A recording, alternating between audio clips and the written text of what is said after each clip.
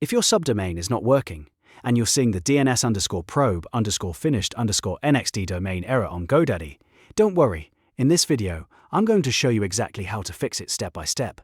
This is one of the most common DNS issues, and the good news is that in many cases, it can be solved in just a few minutes once you point the subdomain to the correct destination. Whether you want your blog, shop, support page, or any other subdomain to work properly, this guide will walk you through the exact DNS record you need to add. And if this video helps, make sure to hit the like button and subscribe for more easy tech tutorials. Let's jump in. First, log into your GoDaddy account and open your portfolio. This is where all of your domains are listed, so look for the parent domain that your subdomain belongs to.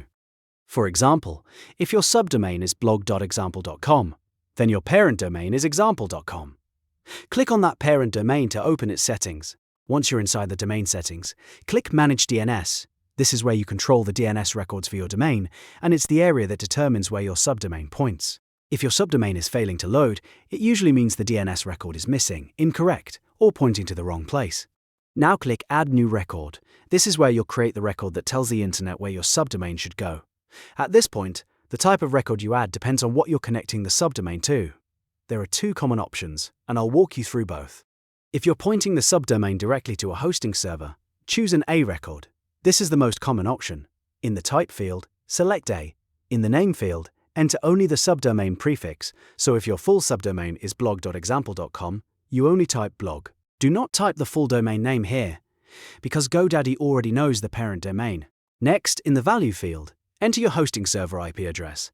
This is the IP address provided by your web host, and it's the destination where your subdomain should resolve. Then set the TTL to default, or 600 seconds if you want a standard low cache time. After that, click Save. If you're not pointing to an IP address, but instead connecting the subdomain to another platform or a different domain, then you'll usually use a CNAME record. To do that, click Add New Record again, and choose CNAME as the type. In the name field, again enter only the subdomain prefix. For example, if you want shop.example.com, type shop. In the value field, enter the target destination provided by the service you're using. For example, that might be shops.shopify.com or another platform-specific address. Keep the TTL set to default, then click Save.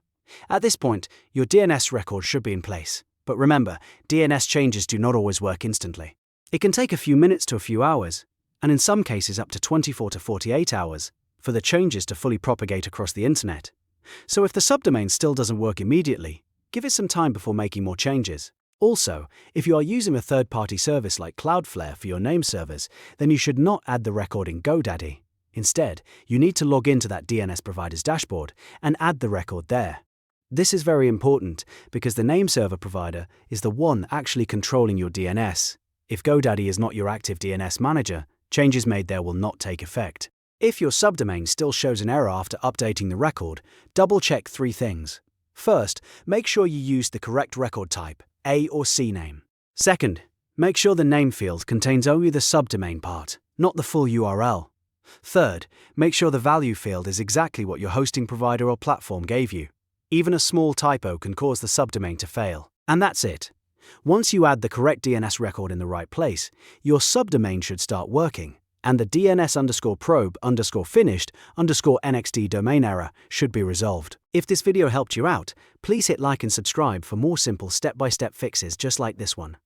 Thanks for watching.